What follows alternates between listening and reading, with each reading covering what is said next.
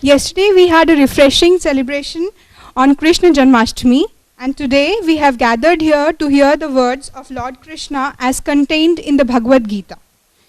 Before I talk about Swamiji and our talk, I would like to tell you all that Vivekanand Samiti is celebrating 150th birth anniversary of Swamiji over a period of 4 years, that is from 2011 to 15.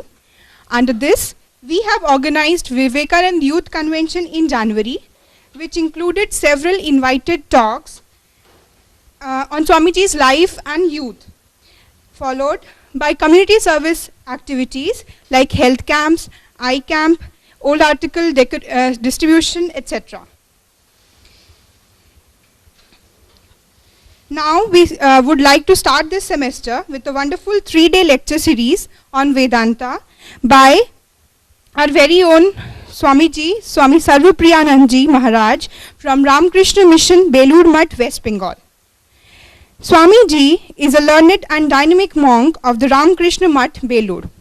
He joined the Ramakrishna order at Ramakrishna Mission Vidyapeeth, Deoghar, which is in Jharkhand in 1994. Since then, he has served the Ramakrishna Mission in various roles, including Vice Principal of the Deoghar Vidyapeeth Higher Secondary School, Principal of the Shikshan Mandir Teachers Training College at Belur Mutt, and as the first Registrar of the Ramakrishna Mission Vivekanand University at Belur Mutt. At present, he is an Acharya at the Monastic Probationers Training Center at Belur Mutt. You all will be surprised to know that he holds a degree in business management from the Xavier Institute of Management, Bhubaneswar, and his interests lie in the varied fields of spirituality, philosophy, management science, and education.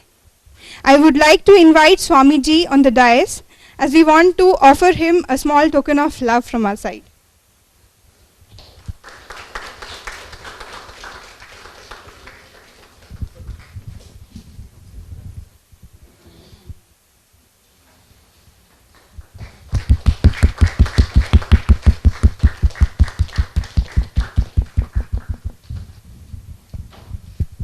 Bhagavad Gita, as we all know, is a conversation between the courageous Pandav prince Arjuna and his friend, guide and mentor Krishna on a variety of philosophical issues on the battlefield of Kurukshetra. The Bhagavad Gita's call for selfless action inspired many leaders of the Indian independence movement, including Mahatma Gandhi himself, who referred to the Gita as his spiritual dictionary. In today's chaotic world, it holds a significant relevance for students, for they are considered to be the future face of our nation. I now invite Swamiji to enlighten us with his message on Bhagavad Gita for students. Thank you very much, Jaita. It's a pleasure and a privilege for me to be here in this very beautiful institute to talk to all these bright young people on a subject which is very close to my heart. I'll go straight into the subject. There will be 3 lectures. The first lecture is more of a popular sort, with all the bells and whistles, PowerPoint and videos and so on and so forth. The next 2 lectures will be tomorrow and day after. We'll go much deeper, and that will be without the PowerPoints and videos and stuff. Okay. Let me go straight into the subject. I have selected a single insight from the Bhagavad Gita, which I want to share with you, something that will be very useful for you. In the Gita there is something very interesting. I have often wondered why Krishna did not tell the Gita to Duryodhana. If he had told the Gita to Duryodhana and convinced him not to do all those things, evil things, maybe he could have avoided the Mahabharata war. And as a matter of fact, Lord Krishna actually did try to convince Duryodhana. Many of you will be aware of that episode. Once he went to persuade Duryodhana. And you know what Duryodhana said? When Lord Krishna tried to tell him that you should not do all these things and it's adharma, it's unrighteous, it's morally wrong, the way you are treating the Pandavas. Duryodhana's reply was very interesting. So Duryodhana's reply was very interesting. He said, Don't tell me about dharma and adharma, what is right and wrong, don't tell me about that, because that is not my problem. I know what is right and what is wrong, but my problem is different. He said, I know what is right, but my problem is I don't feel like doing it. I know what is wrong, but my problem is I can't stop myself from doing it. Janami dharmam nachame pravritti. Janami adharmam nachave nivritti. It's a very interesting insight into human nature. He says, Janami dharmam, I know what is right. What I should do, I know it. You need not tell me. Nachame pravritti, I have no interest in doing it. I don't feel like doing it. Janami adharmam, I know what is wrong, what is bad, what is evil. Nachame nivritti, I can't stop myself from doing it. Why not? Why not? Then he says, Kenapi devena hridi sthitena yatha niyojito asmi tatha karomi. There is some power inside me. As it is forcing me along, I do that. Whatever it makes me do, I do it. I am helpless. There is a strong tendency in me which makes me do certain things which I know it's wrong, and what I want to do, I know what it's right, I should follow this path, but I can't. I try and I fail. This is my problem. My problem is not right and wrong. I know what is right and wrong. Sometimes young people say, Gyan mat do yaar, I know what is right and wrong. So it's basically that was Duryodhana's reply. That was Duryodhana's reply. Arjuna has the same question in Bhagavad Gita. Very interesting. In the fourth chapter, Arjuna asks Krishna, Atha kena prayuktoyam papam charati purusha anichannapi varshneya baladiva niyojita. Forced by what does a person do wrong things? Anichannapi, even if he or she does not want to do it.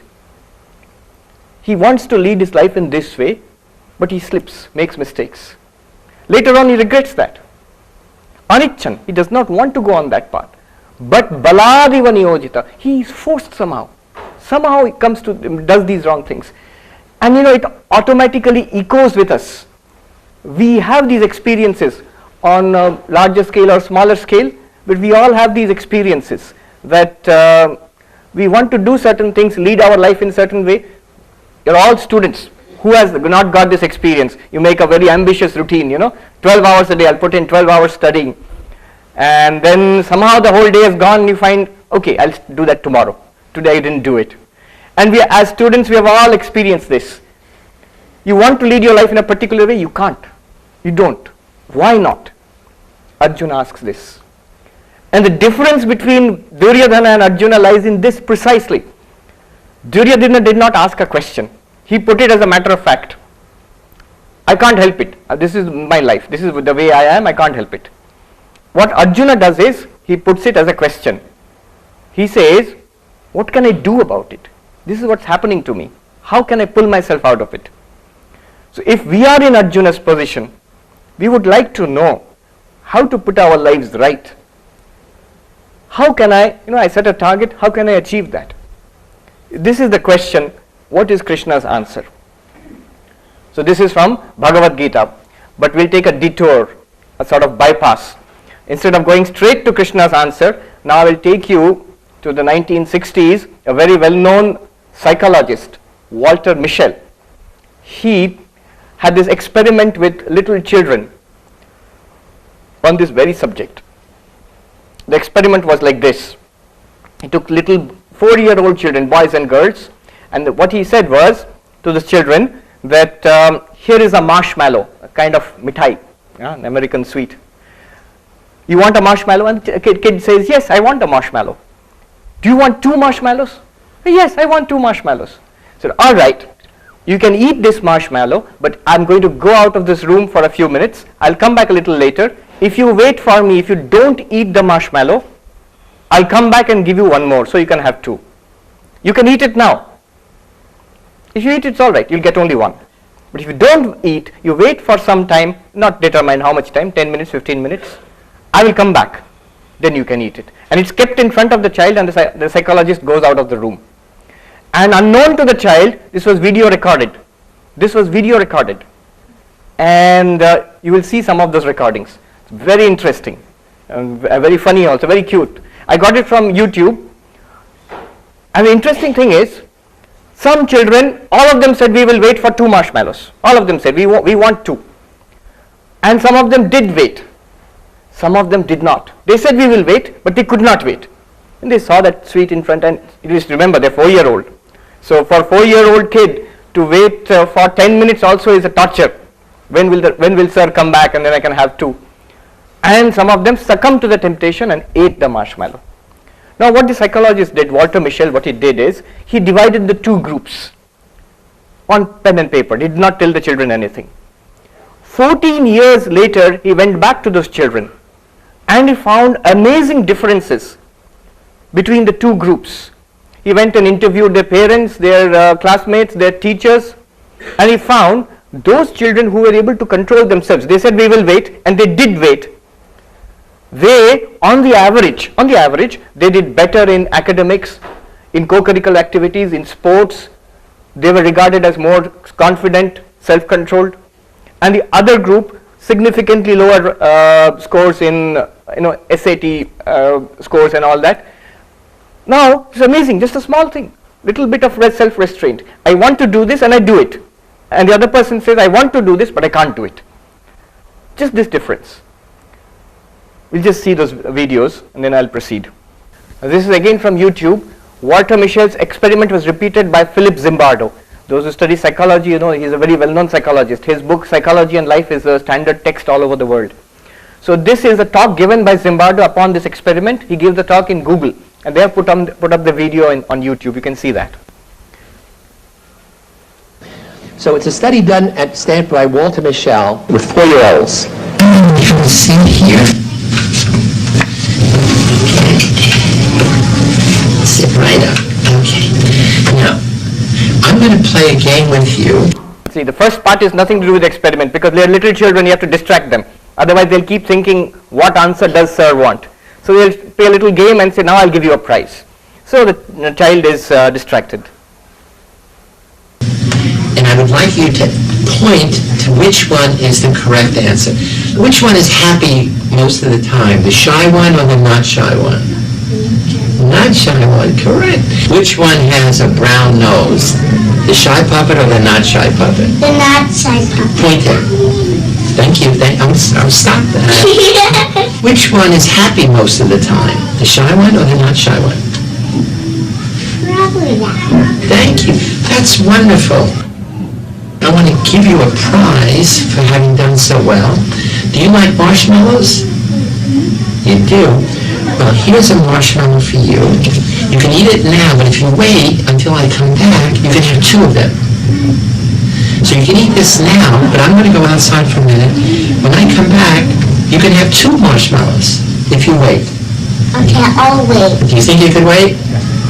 Okay, let's see. I'll be back in a minute. See.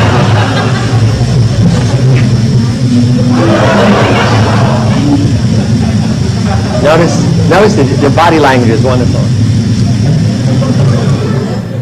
So I was looking at the door. Totally looks away the whole time.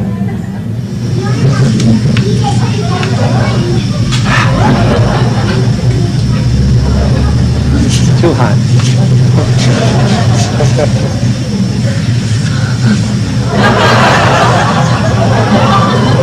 He doesn't know it's being recorded actually. Little distraction.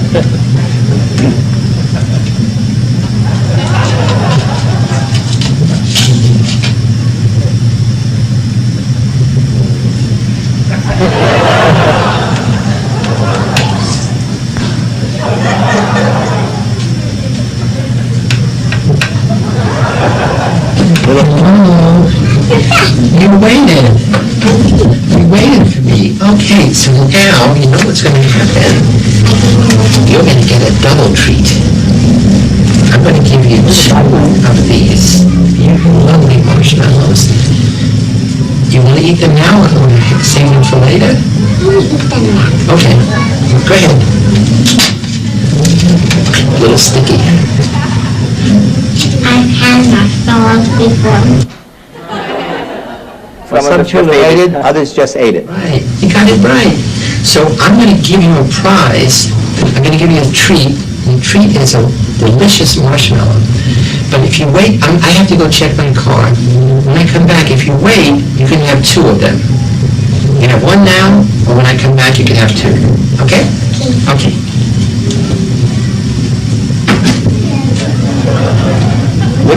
Licky her lips. Just temptation, or just capital T. Sorry.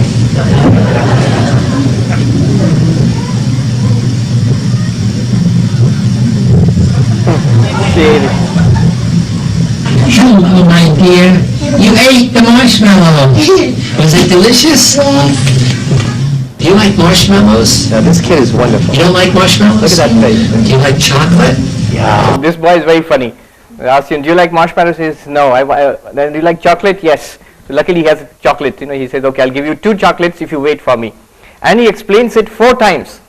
Will you wait? He says, yes. But every time he gets up, he's putting a hand forward to take the chocolate. Will you wait for me until I come back? Yes, I'll wait. And 4 times he explains. But still, before the psychologist leaves the room, he has already eaten it. And not only that, when the psychologist comes back, the boy says, I waited, you gave me another one now. Well, I love chocolate. Treat you one is a chocolate, but, if you wait till I come back, you can get 2. You can eat this now. I have to go check my car. And when I come back, if you wait, I'll give you 2 of them. Okay. So you can eat it now, but if you wait till I come back, you have 2. Okay? You think you can wait? Okay. So I will be back in a few minutes.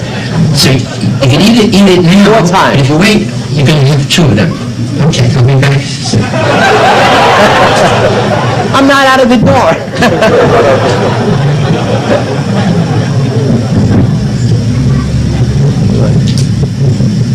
I love the little skull and crossbones. Like total boy. He's just enjoying it, minding his own business, eating away. Now listen to me. Good. I waited. You ate it. You ate the chocolate.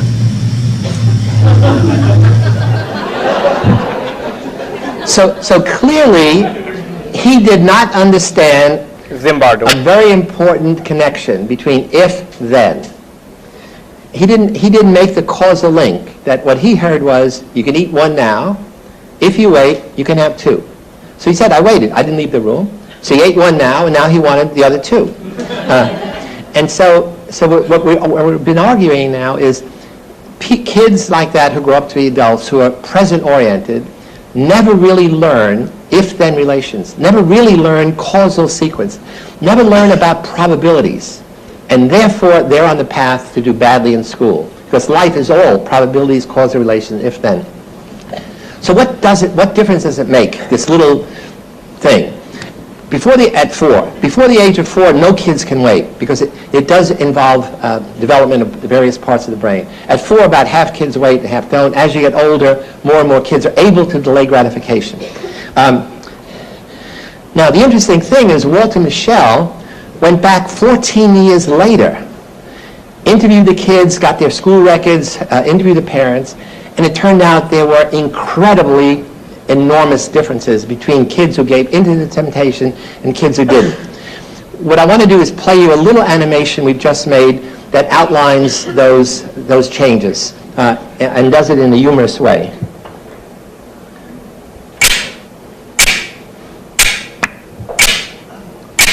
So repeats a little bit of that. You may already be familiar with the famous marshmallow study conducted by my colleague, psychologist Walter Mischel, in which a group of 4-year-olds were given 1 marshmallow and told they were allowed to eat it immediately. They were told that if they could wait to eat the marshmallow after being left alone with it for a while, then they would be given an extra marshmallow to eat. Most eat the marshmallow as soon as they are left alone with it, but some other children are able to resist temptation. Those children who ate the marshmallow right away are considered to be oriented toward the present, while those who resisted temptation have an orientation toward the future. When the children were interviewed years later as 18-year-olds, there were amazing differences between the children who were able to delay gratification and those children who couldn't resist the immediate temptation. Scored 250 points higher on the SAT, overreacts to frustration, works well under pressure, indecisive, self-reliant and confident, prone to jealousy and envy. Okay, so that little thing, basically what he is saying is that crucial to success in life is the ability to delay gratification. I want something. For that, I have to make the necessary sacrifices. So maybe I have to wait a little bit before I get my reward. It's a very small thing, but this key insight is very important. And very interestingly, have you heard of the concept of emotional intelligence? There's a new concept, not very new actually. There's a psychologist, Daniel Goleman.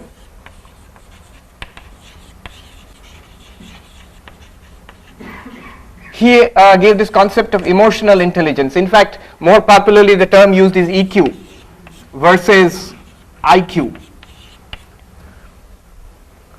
IQ is normally mostly analytical, numerical abilities, and most of you will have very high IQ here. Why I'm bringing up this subject is, he said, for success in life, both in career, in academics, and more so when you go to a job, your career, and your family life, and your relationships with others, EQ is more important than IQ. That's what he's trying to say.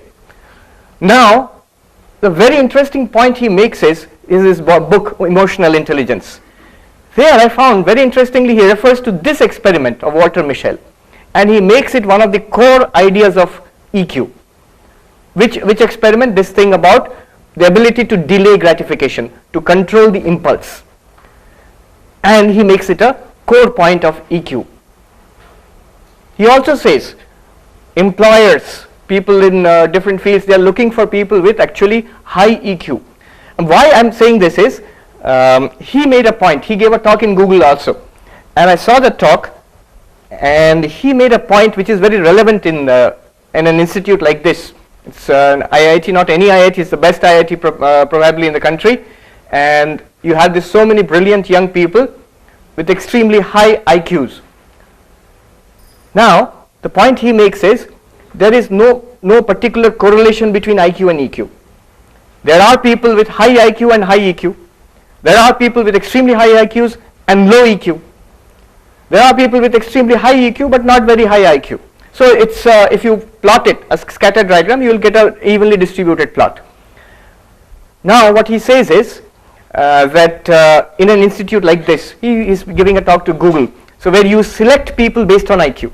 You have those entrance examinations and all. So generally people who come into this kind of institute, people have sort of cutoff of IQ. You will find people on the higher range in IQ here. So here in this institute, for example, among your classmates, among your teachers, you will find the difference in IQ, the spread in IQ is not much. But the spread in EQ will be quite high because you have not selected for EQ. Therefore, in an environment, in an institute like this, or in a job, in a very good place where you're working in research institute or in a company outside,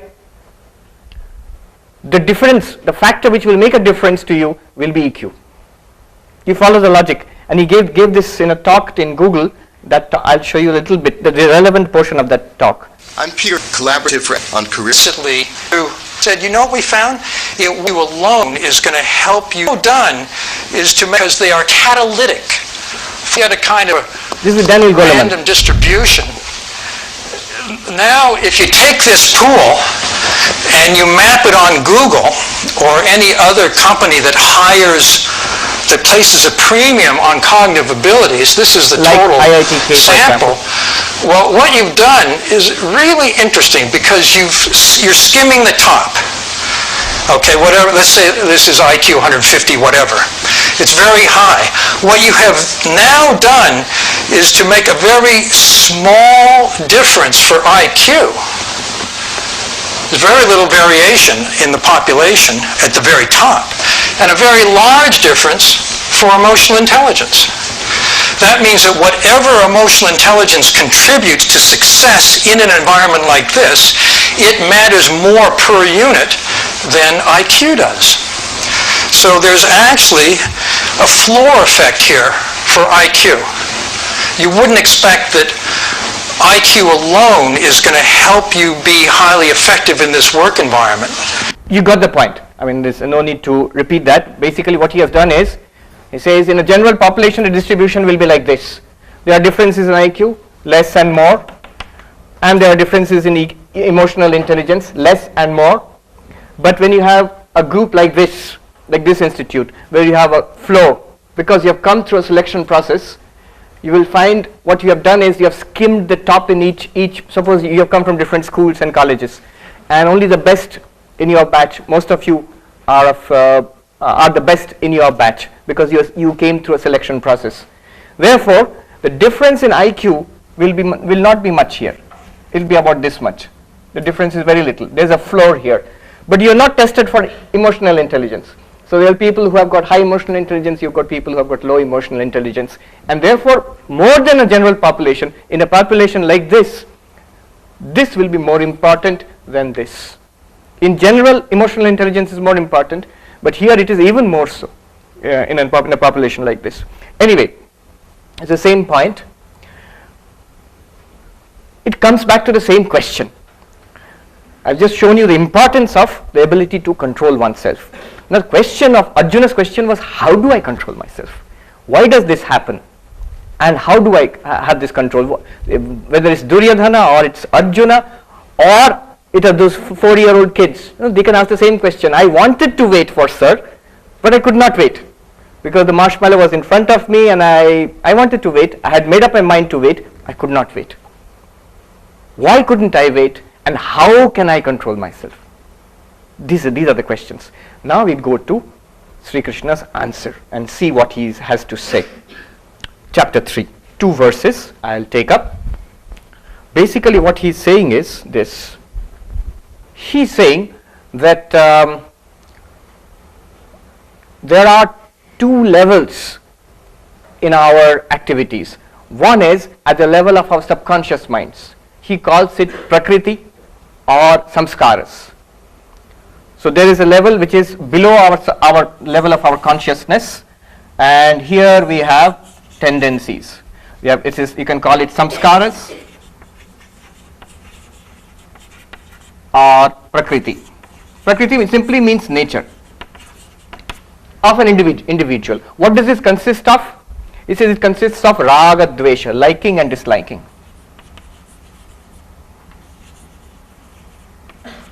Raga and Dvesha. Raga means attachments, likings. I want. Dvesha, I dislike. What do I want? What do I dislike? It depends upon you. Your habits.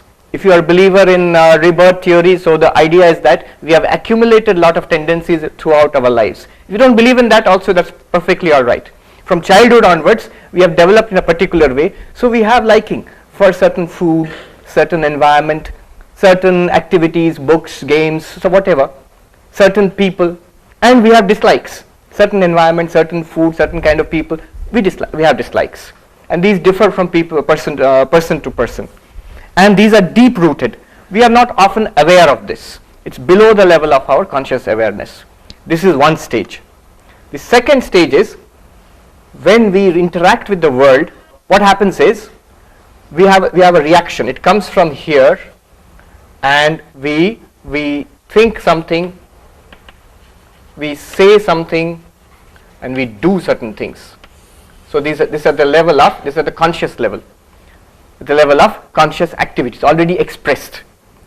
This is not expressed, unconscious. This is conscious and expressed. At this level, it is too late. Already, I am dieting, I want to watch my weight. I have this delicious pastry in front of me. I like it, I eat it up. And then later I regret it. I had thought I would not eat this, but I have now eaten it. So what happened was, here is a raga, and you see this attractive object X in front of you, and you think I want it, you order it, give me one, and eat it up. And then you regret it, because you decided not to take this actually. This is what is happening all the time. It happened to Duryodhana, it happened to the little kids, And Arjuna is asking, why does it happen? It happens because of this. From our samskaras directly, this is expressed. And Sri Krishna says this in 3rd chapter, in the shloka number 33. He says, Sadrisham cheshtate swasya prakriter jnanavanapi prakritim yanti bhutani nigraha kim karishyati. Very interesting shloka. He says, Sadrisham cheshtate swasya prakriter jnanavanapi. A person who is a jnani, who has read the Shastras, I want to lead my life in this particular way. I want to meditate, realize God, and I want to have daily meditation, exercise, have a fit body. I want to do my studies in this particular way. Everything is there. Jnanavan. He is aware of what he wants to do, he or she. But, Prakritim Yant, he says, Sadrisham cheshtate swasya, Prakrite jnanavan api. Prakriti is this one. Sadrisham means according to Prakriti. Even this person who is very alert, he works according to Prakriti.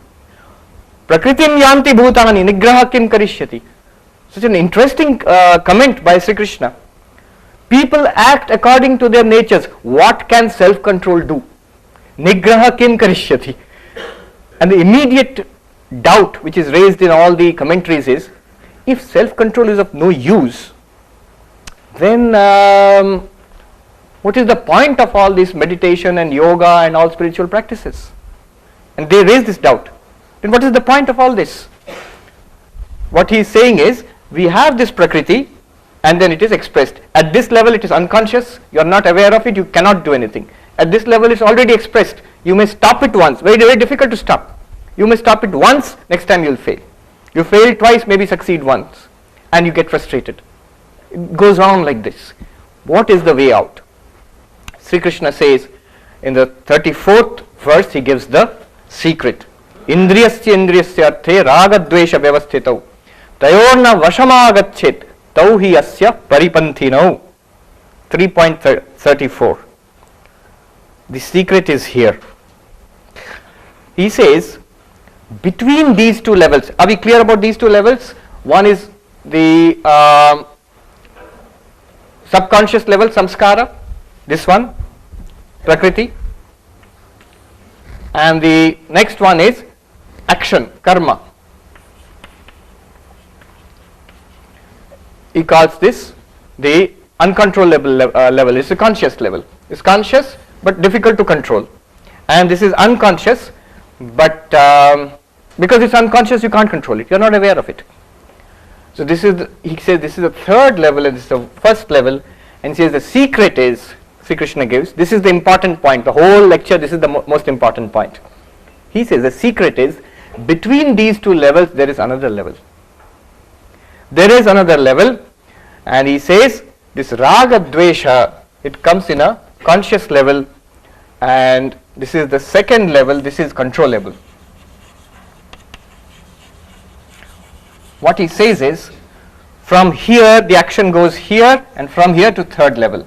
From the first level, unconscious level, there is a small conscious gap when you become aware of likes and dislikes coming up, boiling up from within.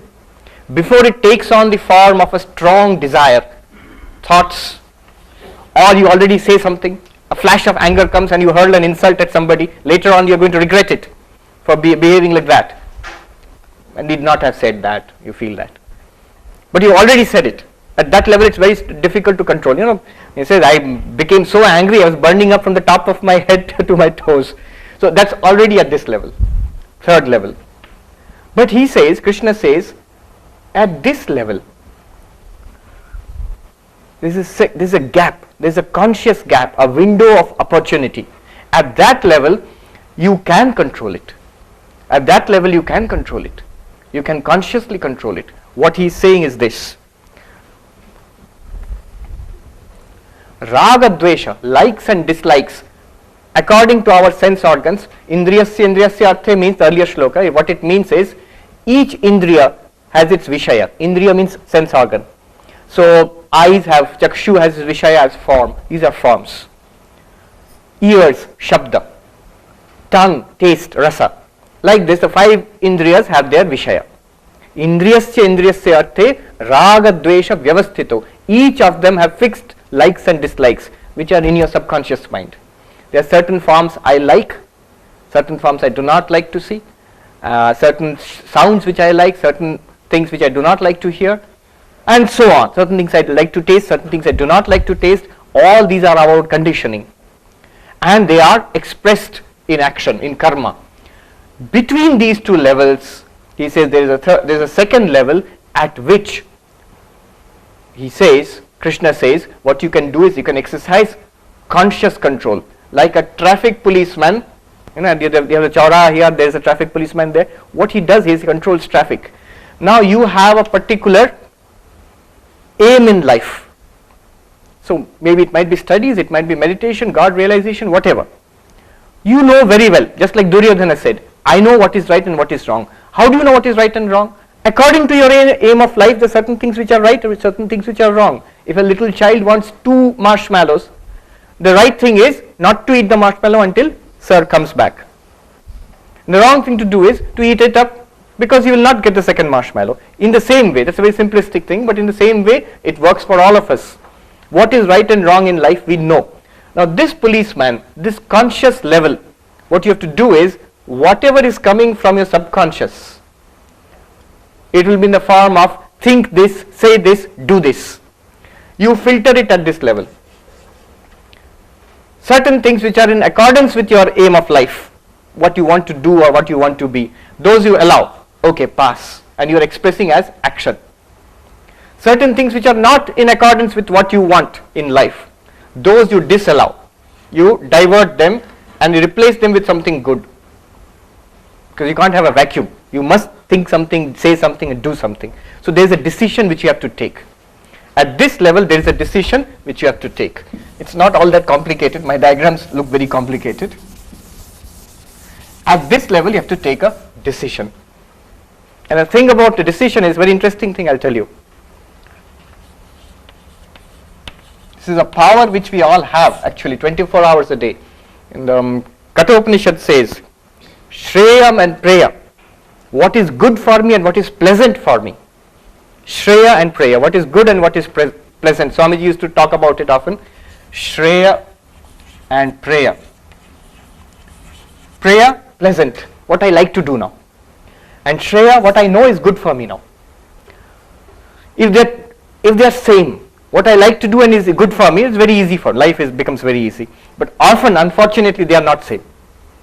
What I would like to do and what is good for me, I know, these two are often different. For example, how many of you, if you could, I'm not asking you whether you do it or not, but if you could, you would like to wake up at 4 o'clock and meditate and exercise and study or whatever, each day in the morning, you would like to wake up at 4 o'clock in the morning. How many of you would like to do it? If you could do it, how many of you would like to do it? So many? More than 90% of the audience? If I could do it, I would do it. How many of you like sleeping comfortably at 4 o'clock in the morning, especially on a cold winter morning? How many of you like it? Acha lagta hai. The same 90% of the audience who say that I want to get up early in the morning, it would be very nice if I could do it, and I could study, and I could exercise, I could do meditation, whatever, or take an early morning walk. And the same person also says, I like sleeping in the morning. Now what happens is, here is what I want to do, here is what I like doing, and there is a pull. They are pulling in opposite directions. This is the problem. And what Sri Krishna says is, here you have to take a decision. And decision is, suppose A and B. If I ask you to choose, please come. Make a choice in any way, give any sign or symbol, anyone. Correct. So this is what we normally do. What's your name? Ritambar. Okay, thank you. Normally that's what we do. We decide something, okay, I'll choose this one, or we do this, or something. But decision actually means you choose this and you cut this out. What it means is, this one only, this is no longer an option. Why? Because whenever we make a choice, I choose this one. So what is good for me, I choose. The moment I choose what is good for me and I sacrifice which is pleasant for me, it's painful. It's painful to get up at 4 o'clock in the morning. And if it's painful, what happens is, if this is still a viable option, the bed is there, warm and cozy, razai hai, you feel like crawling back into bed. Tomorrow onwards I will follow the routine, not today. That's what happens, and that's because this has not been cut out. It is still available, very much available. That little sweet marshmallow. Did you notice one boy was looking away like this, or one girl was looking all the time? Why? I will not look at it. It's not available to me. It's not in front of me. This is a decision. That's the correct way to do it. I will not look at it. I will not take it. Whatever happens, I will not take it. So decision. In fact, this one comes from Caesar. You know Caesarean operation? Caesare. To cut. It means to cut. Decision means not to select. It means to cut. To cut what you are not going to do. So you remove it from your life. This will not be there anymore. This will not be there anymore, and this is the only one available. There is no question of going to this one anymore. And that's how you take a decision. So Sri Krishna says, you take a decision, and you select each time you put the Shreya instead of the prayer. Now what happens when you do this? It's not easy. It takes time, and at first you won't be able to do it because it's a very small gap between unconscious desires and expressed. Usually it happens, after that you regret it. But if you have this knowledge in the background of your mind, you keep thinking about it, very soon you will understand why it is happening in your life.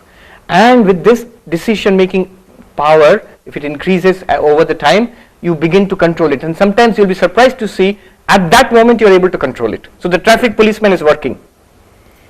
Most of you have done it. Because you are in such an institute, you have made sacrifices in your study life. Whereas your batchmates did not, you did it. So you can do it. It's possible. It's there. And one more thing I'll add to this. It's in the Yoga Sutras of Patanjali. It says, samskara and vritti. Evam vritti samskara chakram avattamanam. He says, this is the conscious level. Vritti means thought. And samskara means your conditions, impressions, subconscious mind. This is subconscious mind. And Patanjali Yoga Sutra, there is a commentary by Vyasa. There he makes this point. Our thoughts are coming up constantly. Where are they coming from? Our subconscious conditionings. Where do these conditionings come from? From our thoughts. What you think, that goes back as samskara. What is in samskara? That bubbles up as thoughts. Now, by this method, 3 stages, what you are doing is, samskara you cannot change directly. You are not aware of it. Where is it? What is it? We are not aware. But these ones we are aware of. If you consciously keep on replacing these thoughts with positive thoughts, with noble thoughts, with thoughts which are beneficial for you, positive, noble, constructive, slowly these will go back and become samskaras. Over time, you will find good thoughts bubbling up. I read the story of a Buddhist meditation exercise. The Buddhist monk, is sitting in meditation, and his teacher told him, here is a bowl, and here is a heap of black stones, here is a heap of white stones. And every time you sit for meditation 1 hour or 2 hours, and every time a negative thought, anger, jealousy, passion, something comes up in your mind, you take a black stone and put it in that bowl. Every time a good thought, Maitri, Karuna, peace, happiness, it comes in your mind, take a white stone and put it in the bowl. In the first few months, every day he would sit for meditation, and it will be mostly after 1 hour of meditation, the only the black stones would be there in the bowl, 1 or 2 white stones. Over the months, he saw that balance is changing. Because he's practicing this, he's replacing at the level of conscious thought, he's replacing. So there's a traffic policeman working here, and he's cutting off the negative thought and replacing with good thoughts. What happens is, over a few months he found more and more white stones he's putting. In 1 hour meditation he's putting more white stones and lesser black stones, and after a period of 1 or 2 years he found mostly white stones and no black stones, or very few black stones. Now this is what happens. The subconscious gets purified. Then the job becomes easier. Then you don't have to struggle so much. The thoughts which come are automatically mostly Shreya, good for your life. I remember one thing which I put here. I made a table. I've told the story a number of times. The first time I put it in the table. I'll tell you the story first, then you'll make sense. I was in Gangotri few years back. After taking sannyasa, I thought, Ramakrishna Mission monks, we have got schools and colleges and ashrams and hospitals. So day and night we are working. We do a lot of work. Most of the people think, the monks, you have it easy. Maharaj, aram se rehte hain aap.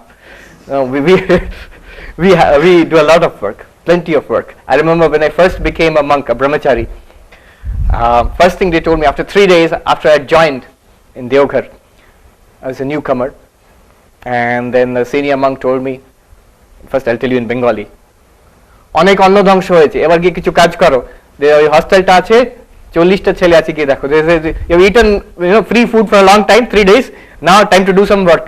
Here is a hostel with 40 boys, you go and look after them. I thought, if I had in samsara, I had gotten married, I would have got 1 or 2 children. Now 40 children, I have to look after 40 children. And it started like that. So I thought, let me be, after taking sannyas, let me wander like a traditional monk, of the old days. I'll take bhiksha, I'll beg for food, sleep under a tree, whatever comes, kutia. So I went up to Gangotri, 10,000 feet. The higher you go, more spiritual you are. So, that's what they think. Stays higher, and bahut tapasvi mahatma hai. One person is to stay beyond Tapovan, Gangotri, Gomukh, Tapovan. That's 14,000, 15,000 feet. I asked him, what was it like? He said, personally, I'll tell you, it was hell. There's no chance of spiritual practice, because just to survive it is difficult for some months at an end. Anyhow, I was in Gangotri. I used to live in a little kutia, wooden cabin. I don't know how many would like to stay there. It was very beautiful scenery, but no furniture, you have to sleep on the floor. The only thing you have got, razai, this blankets, 3 or 4 on the ground you put it, and 3 or 4 on top of yourself. No bedding, nothing. No electricity, no table, chair, nothing. And there's only one small window. If you open it, it's like having 6 air conditioners blowing at you at once. So you have to close that. And if you close that, it is so dark inside. And I used to open my eyes and do this. I couldn't make out whether my eyes were open or closed. I couldn't see anything. And only sometimes you can see the static electricity sparks from the clothes. In winter, and the static electricity is there from woolen clothes. There, a monk, I met a sadhu who was living there for many years. One day he was sitting next to me near the Ganga. Those who have gone there must have seen it's very narrow but very fast, torrential, flows very fast. And that was autumn, around this time, July, August. And he told me, they're telling me the difference between the mind of a Vishayi, worldly person, and a yogi. What is the difference? If you do this practice for a long period of time, what will be the difference? He told me, I'll tell you in Hindi and then translate into English. Mahatma ji, idhar aiye, dekhiye, ye Ganga ji ko dekh rahe hain. He says, you look at this Ganga now, in rainy season.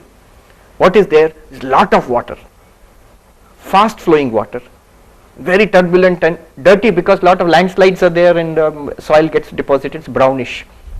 So he says, this water is, there's a lot of water and it flows very fast, it's very dangerous. If you put your foot in it, you'll be swept away, you'll simply be killed. There's no way of coming out of it anymore. And you cannot drink this water. You cannot give it to anybody to drink, you can't drink it yourself also. And then he told me, in winter, this same Ganga, this is because it's mostly frozen, there's snow up to here, ice, and there's very little water, and the water it flows slowly, and it's crystal clear. He said, if there's a bridge, there are 2 bridges in fact over that in Gangotri. He said, if you throw up, chawani phek denge, upar se you can see what denomination of the coin it is, so clear, like glass. He told me, देखो ये विषय का मन जैसा है नहीं ये Ganga ji. There's so much water in a Vishayi, worldly person's mind, full of many thoughts, good and bad, many thoughts. Similar, just like so much water is flowing. Second, he says, it's so fast. Just as the Ganga is dangerous in this autumn rainy season, a Vishayi person's mind is dangerous. Anytime, anything it can happen. So many times we regret saying certain things, doing certain things. Why? Because our mind said it and it seemed like the right thing to do at that time, or we could not resist it and we did it. And it can be very dangerous. in IITs itself, once in a while we see in the papers this boy or girl committed suicide. And I read a story, not a story, this very famous American novelist, William Styron. He's written a book, Journey into Darkness. He was a schizophrenic and sometimes suicidal. Because he's a novelist, he could write very well. Memoirs of Darkness, Memoirs of Darkness. Memoirs of Madness, sorry, Memoirs of Madness. William Styron, Memoirs of Madness. At one time he was going to commit suicide and he's written vividly. He said, absolutely, it felt like I have to commit suicide now. There's no other way. And somehow he was saved. He was put under medication and all that. Later on, he said, I didn't understand why I was going to commit suicide at that time. There's no reason at all. This is the mind. So dangerous. It can sweep you into destruction, addiction, spoil relationships, spoil your career, everything. That same mind. And third point, he said, just like the Ganga is polluted now, lot of mud is there, our thoughts are also polluted. So many kinds of thoughts. This water, he said, इसको खुद नहीं P सकते, किसी को पिला भी नहीं सकते, जो पानी अभी जा रहा है. And he said, our people's minds are like that. They don't get peace. And those around them also don't get peace from them. Opposite, he said, जाड़े में कभी आएंगे महात्मा जी तब गंगा जी को देखिएगा. When you come in winter, I'll show you Ganga then. He says, very little water. Very few thoughts are there in the mind of a yogi. Not that he's mindless. Very few thoughts. We have got lot of unconnected thoughts flowing through us continuously. Distorted. Habitual thoughts. Those are not there in the mind of a yogi. It is safe. Just like the Ganga, he says you can cross over. It's so little water is there, it's absolutely safe. You can walk across, he says. And the yogi's mind is very safe. It's not harmful to him or to anybody else. And third, he says पानी मीठा है, खुद P सकते हैं, दूसरों को भी पिला सकते हैं. And he says the mind of a yogi is like that. It's always at peace, serene, and others who come into contact with that person also get that peace. I have seen some of the senior monks of the Ramakrishna order I have met, and outside also other sadhus, good sadhus. Just to be with them, you feel uplifted. You need not go and discuss something spiritual about with them. You simply be with them, exchange a few words, you feel uplifted. Or simply sit near them. There's something in an atmosphere about them which is so much of serenity and calmness is there. It transforms your mind at least for some time. But that is due to that person, not our own. There was a very great Swami, and one Swami who used to stay with that Swami, who was a disciple of Ma Sharda. And this person who told me, he said, I used to stay with that Swami and my mind was at such a high plane all the time. And I felt I had achieved something.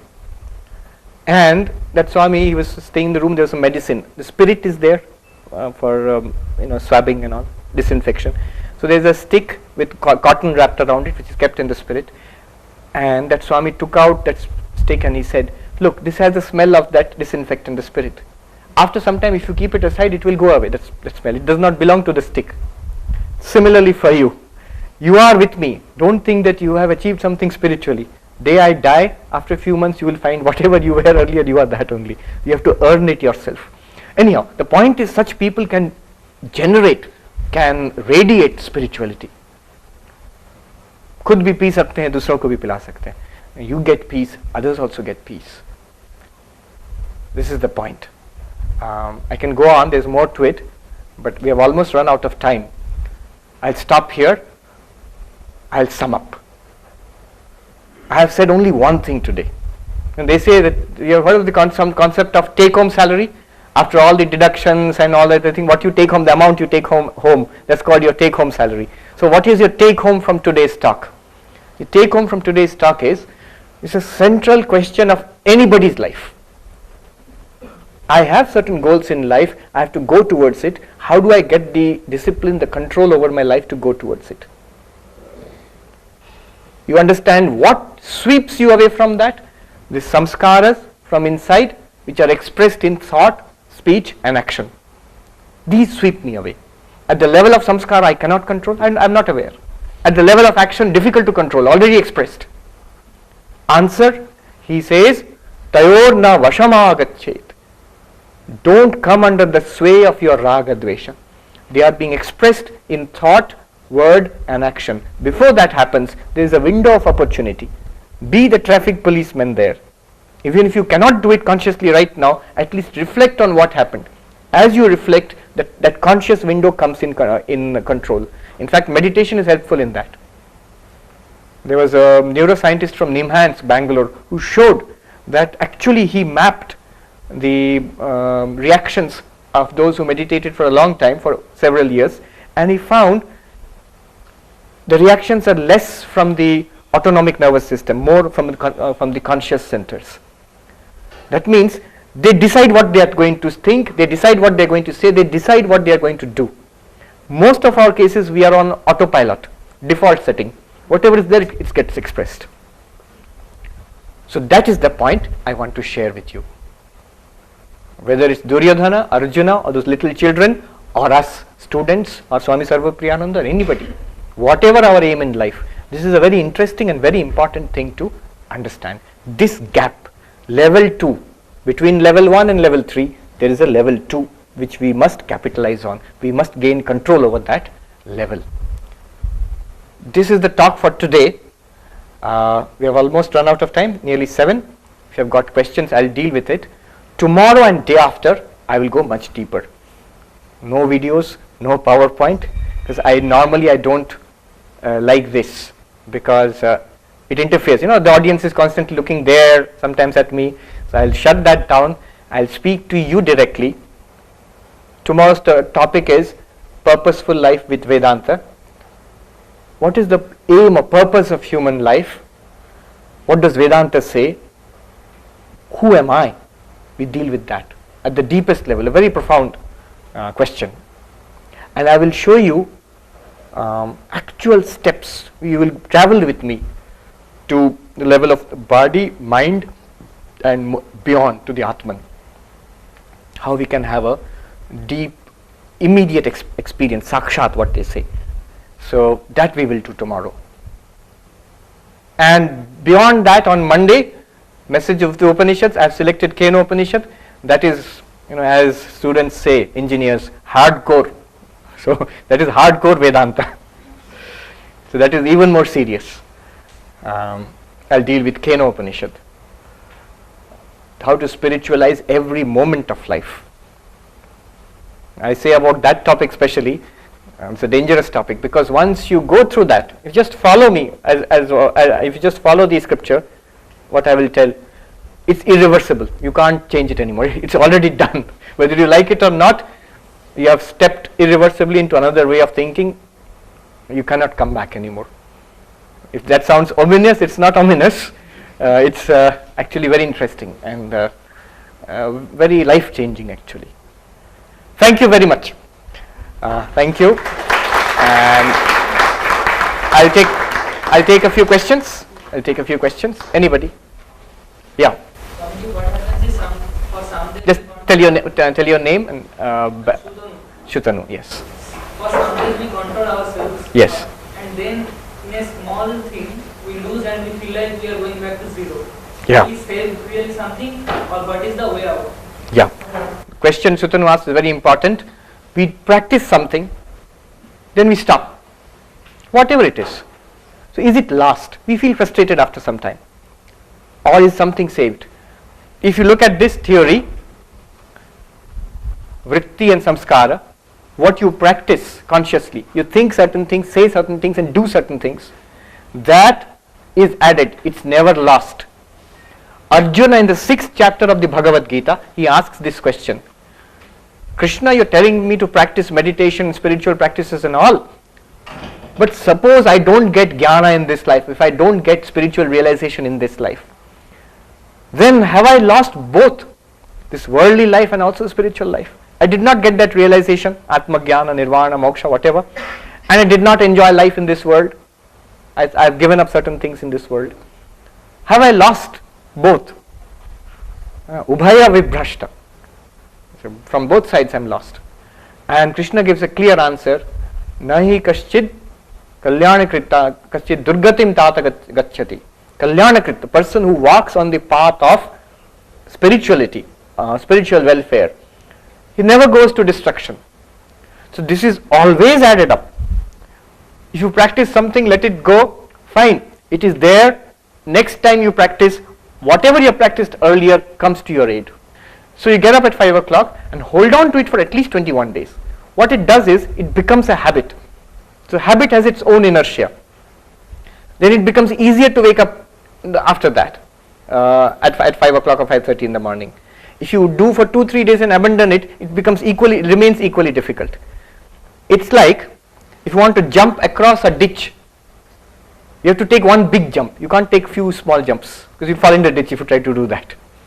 So you want to make a new habit, you have to push for 21 days. 21 days is just a figure, 1 month. So both ways, what you do, it is saved, but it's better to do it hold on to it and do it for some time. Yeah. Questions? Anybody? Yeah. What's your name? My name is Anurag. Anurag. You were telling us that the things which are right or wrong or good or bad depends on what the person wants to achieve. Yeah. Should there not be a thing about morality in all this? Yeah. Because a person might want to achieve something bad, Yeah. and his good might be bad for others. Yeah. So they say morality. In fact, in yoga, these are the 5 things they say: ahimsa, satya, satyam, and brahmacharya, asteya, aparigraha.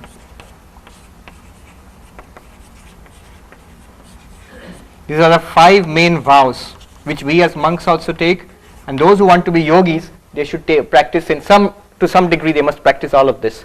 Non-violence, not hurting others in thought, speech, and action. You know the vow in medicine, those who become doctors. First, do no harm. This is the vow. The oath they take is, first do no harm. Especially important for doctors. Whatever treatment they do, first they must say, at least we don't make things worse. Similar, ahimsa is this.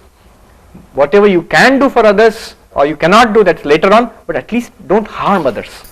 And so this is ahimsa. Truth in thought, word, and deed. And then brahmacharya, self-control. Self-control in all aspects of sense enjoyments. It's different for a householder and for a sannyasi. Of course, the levels are different, but everybody is expected to have certain amount of self-control. Asteya, non-stealing, never taking what was not due to you. That goes at all levels, from not taking money, stealing money from others, or breaking copyright, software piracy, or whatever. It's across the board. Levels of non-stealing. And aparigraha, not taking gifts. Very interesting. If you want to practice yoga, you should be independent. Don't go out for handouts. Don't take things because it's just available for free. It seems it has an effect on the mind. I'm reminded of a story. A very senior monk, the one monk about whom I told you about that stick in the disinfectant. Swami Premeshanandaji is a disciple. He was a disciple of Holy Mother Ma Sharda. Somebody, when he was an old monk, somebody bought him a walking stick, wanted to present. And he said, no thank you, I don't need it. He kept on insisting, Maharajji, you please take it. I don't want anything from you. Please take it. I'll be just happy if you just accept it. Then you do whatever you want. He said, no, I don't want it. So I don't want anything in return. Just take it. I'll be very unhappy if you don't accept the gift. Then that Swami said, you don't want anything from me. No, I don't want anything in return from you. He's holding the stick. He says in Bengali, Tavale bhenge di? Let me break it in front of you. And he got a shock. Why did you react like that? You expect something, subconsciously at least, because I'm giving a gift to you. You don't expect me to tear it up in front or break it in front of me. See, so there is something that a person always wants when he or she gives something to you. So a yogi is not supposed to take gifts. Of course, wherein you are in society, you have to be balanced towards it. I mean, you just can't say that you have a birthday party and you say, I will not take any gifts from anybody. You do, you give something back immediately. You give something back. I remember, yeah, question. Why, I just finish. Why I said these, the question was about morality. Where is, yeah. These are called Sarvabhauma Vrata, universal vows. These are not matters of choice. To some extent, to be a decent person, you have to follow all of these at some level. At some level, you have to follow all of these. To be a yogi, you must follow them at a very high level. But to have a decent life, you must follow all of these. Why? Why these are not matters of choice? You call them moral laws, but somebody asked me, students often ask, moral laws, you are calling them laws, but they are not laws like gravity. Satyam, I can tell an untruth, I can tell a lie. How is it a law? How is it a law? I can break the law. Tell the truth, it's a law, but I can tell an untruth. It's not like the law of gravity which you can't break. The answer is very beautiful. He says you can't break these laws, you can only break yourself against these laws. The more you violate them, the more you are destroying yourself. The effect is on the psyche. It's not physical effect, it's on your character, on your psyche, on your reputation with your colleagues and your family and others. So yes, morality is a fact, it's not a choice. Okay, question. Just hold on Yeah. before taking up the next question. So we have a bookstore outside and there are some free books for distribution available. So anyone of you who is reading out, kindly just take it from the bookstore. Thank you. The Maharaji has come from the ashram. Now the free books is different from aparigraha. you can happily accept the free good books because that is spiritual knowledge. That is spiritual knowledge. Yeah, there's one thing you can give freely and accept freely. That is spiritual knowledge, definitely. Please do avail of the opportunity because Maharaji has come with a lot of difficulty from the ashrama in Kanpur city. Yeah, question. Yeah. Sir, my question is, as you have told, to filter our mind, to have a less thought in my mind, and the way you say that meditation is a way. So what is really meditation? Meditation. It's a huge subject. Tomorrow we'll go through one method of meditation. It's a very sophisticated method of meditation in Jnana Yoga. Meditation, the classic book for meditation is Yoga Sutra, Patanjali Yoga Sutra.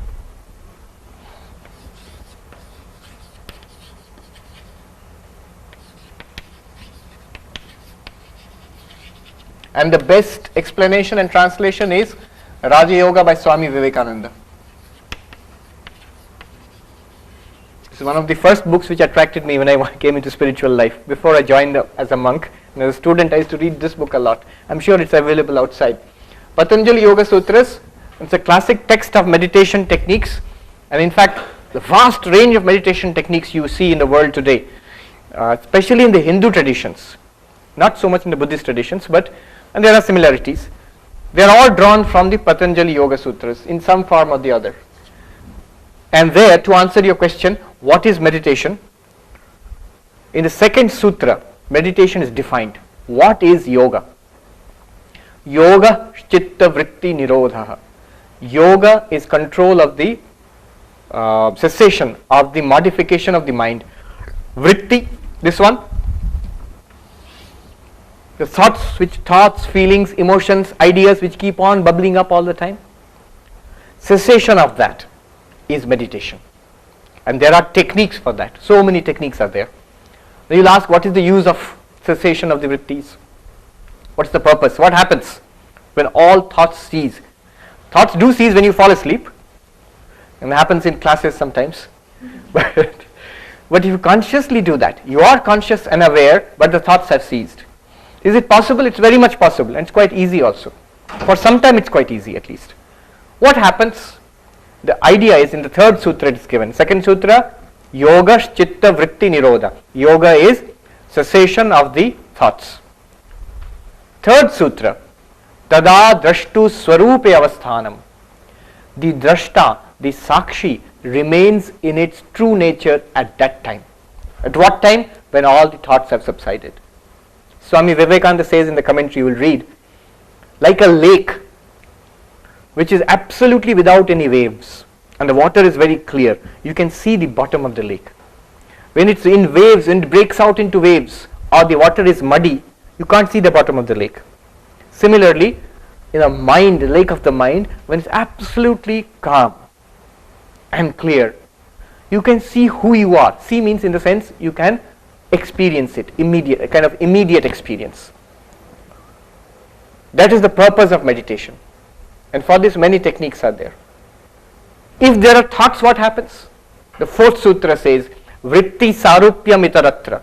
When there are thoughts in the mind, you become identified with the thoughts. I am so and so. I am happy. I am sad. I understand what this guy is saying. I don't understand what this guy is saying. I like this. I don't like this. I want this. I don't want this. These are all thoughts, and you become identified with that. I am this. But the pure I, without all this, just I am, that can be experienced when the mind is without thoughts. That is the purpose. And that is the what is called Atma Jnana or Swarupa Jnana. Tada drashtu swarupe avasthanam. Drashta means the sakshi, the witness. Witness stays in its own nature. This is the essential idea of meditation. All kinds of meditation. Nowadays meditation is used for relaxation. You can use it. Yeah. Hypertension control, stress management. I do seminars on stress management, and I use meditation also. Within 20-25 minutes you will have so much level of relaxation which you have never experienced in your life. Wonderful.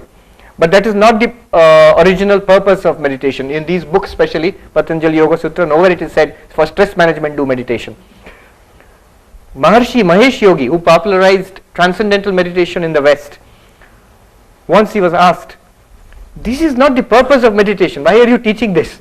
To remain calm, to control hypertension, to manage stress, to remain young and good looking and healthy.